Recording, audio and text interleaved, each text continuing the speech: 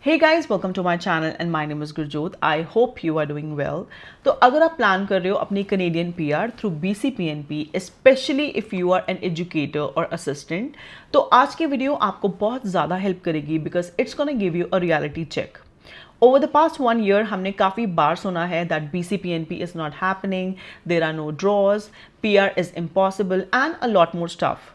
So आज की video में हम डिस्कस करने वाले हैं that what's really happening with BCPNP, how it's related to you as an ECE or ECEA and what realistically you can do next. So do watch the video till the end. Also, a quick disclaimer, I'm not an immigration consultant or lawyer.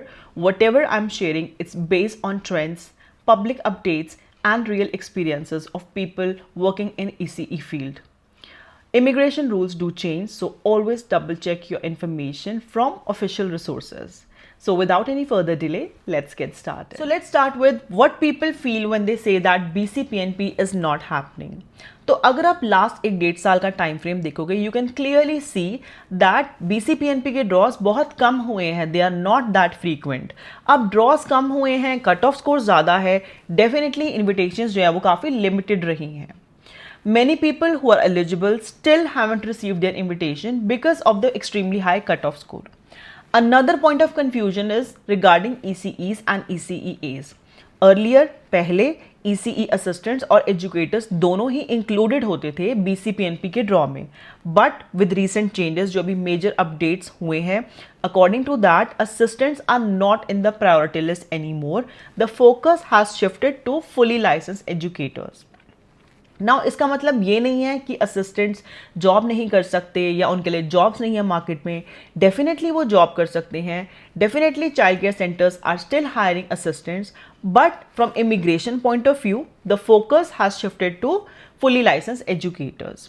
Now, when people say that BCPNP is not happening, what it actually means is that it is slower, it's more selective and definitely unpredictable. Now the big question is that why it is actually happening. तो सबसे पहले बात आती है कि जो Canadian immigration है, that's not just decided by the province, but it's also decided by the federal government. The federal government has a big say in how many applications will be approved, क्या उनका pathway रहेगा, क्या उनका timeline रहेगा. So the province cannot cross the level, the limit set by the federal government. Secondly, her province का अपना एक nomination quota होता है for every year. They cannot cross that limit. It's kind of a budget which they cannot cross, right? अगर BC के पास 1000 का budget है तो वो 1000 ही कर सकते हैं, वो उससे ऊपर नहीं कर सकती. And once they reach 700, 800, they will slow down their process because बाकी जो भी remaining time होगा उस particular year में they cannot give approvals more than that. जिसकी वजह से ओवरऑल जो प्रोसेस है वो स्लो हो जाता है. कंपटीशन भी थोड़ा हार्ड हो जाता है बिकॉज अगर किसी की file in comparison to other file थोड़ी सी स्ट्रॉन्गर है या इन डिमांड प्रोफेशन है, डेफिनेटली उनको प्रेफरेंस मिलेगी एंड उनकी पीआर थोड़ी सी ईजी हो जाएगी. Another important reason is huge backlog from previous years. So post COVID बहुत ज़्यादा backlog है PR files का, and before government clears out those files तभी it's gonna focus on new applicants because काफ़ी लोग जो है 5 7 सालों से वेट कर रहे हैं अपनी permanent residency के लिए. Also, main reason is that Canada has shifted to a priority-based system, which means it's going to prioritize people who are working in specific roles and not invite anyone working in any profession. So, अगर आप कोई in demand profession में हो, आपकी job है, for example, healthcare professionals. Right now, Canada needs healthcare professionals. So, people like nurses, doctors, health support workers, definitely इनको priority मिलेगी, इनकी PR थोड़ी faster होगी, process थोड़ा easier होगा. Similarly, ECEAs and ECEs की अगर बात करें तो at the moment assistants and educators are not treated same. Educators are valued more than assistants. Reason being, assistants की definitely training कम होती है, उनके पास responsibilities भी कम होती हैं. At the same time जो fully licensed educator हैं उनके पास ज़्यादा ट्रेनिंग होती है एंड उनका एक्सपीरियंस भी ज़्यादा होता है. So it does matter whether you are an assistant और you are an educator.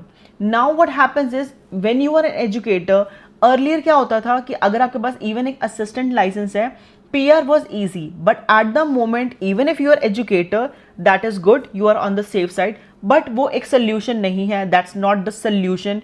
Don't be sure कि आपको पीआर हो ही जाएगी. With your ECE license, experience also matters. So now suppose there are two files. One file is ECE with 1 year experience and one file is ECE with 2 year experience. So यहाँ पे किसकी file ज़्यादा strong मानी जाएगी? Definitely the one that has 2 year experience. So make sure that जब आप अपनी file डाल रहे हो पूल के अंदर, you are properly ready for it, you have proper experience. I am not saying that you need 2 year experience. You can put your file with 1 year experience as well. But at the moment, looking at the current situation, आपकी file strong होनी चाहिए. Earlier तो 6 months से भी हो जाता था, but right now things are very different and difficult as well. So make sure you have the proper certification and enough experience. Now what should you do if BCPNP is that slow? अगर BCPNP की यही situation रहेगी तो आपको क्या करना चाहिए? सबसे पहले अगर BCPNP की यही सिचुएशन रहेगी, क्योंकि BCPNP का जो लास्ट ड्रॉ था, if I remember, that was on 10th December 2025 and उसमें बहुत ज़्यादा इन्विटेशंस नहीं गए थे. I think it was somewhere around 400 invitations only. So अगर यही सिचुएशन रहती है तो आप क्या करोगे? सबसे पहले आपको चाहिए plan B. Canadian experience class could be one of your option. It could be your plan B. Canadian experience class में फाइल डालने के लिए आपको सबसे पहले चाहिए full time job, that is a strong experience. आपको अपना कनेडियन एक्सपीरियंस बिल्डअप करना है. Secondly, work on your language requirements fulfil करनी है. अगर आपको लगता है आपका स्कोर कम है और बेटर हो सकता है, गो फॉर इट. आप अपना टेस्ट दोबारा दो ताकि आपके स्कोर्स जो है वो इम्प्रूव हो. लेट मी टेल यू, एक एक पॉइंट मैटर करता है CEC क्लास में, बिकॉज या तो एक पॉइंट से आपको इनवाइट आ जाएगा या एक पॉइंट से आपका इनवाइट मिस हो जाएगा. सो हम यहाँ पे कोई भी अपॉर्चुनिटी मिस नहीं कर सकते हैं. These days PR is a marathon, it's not a sprint. So जो भी चीज़ करनी पड़े आपको अपनी फाइल को स्ट्रॉन्ग करने के लिए, make sure you do it.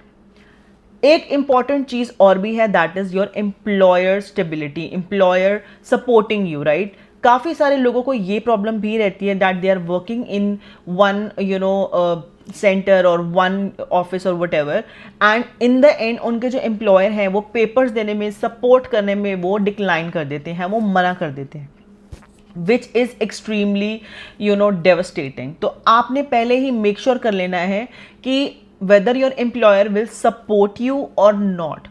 End moment पे आप स्टक ना हो जाओ. काफ़ी सारे एम्प्लॉयज़ ऐसे करते हैं that once you ask them for papers, you have been working there for 1 year और more than that, and then you ask for papers and then they say no, I can't give it to you. उस position में आप stuck हो जाओ, उस situation में आप stuck हो, इससे पहले ही आपको कम्युनिकेट कर देना चाहिए अपने एम्प्लॉयर को that you might need papers, you might need support for your PR.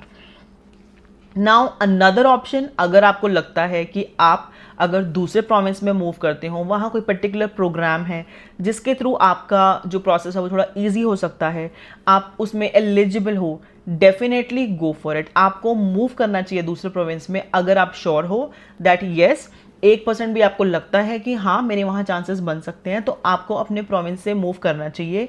Don't get stuck, move out of your comfort zone. In the end मैं आपको सिर्फ एक बात बोलूँगी that immigration policies change every time, like they keep on changing, right.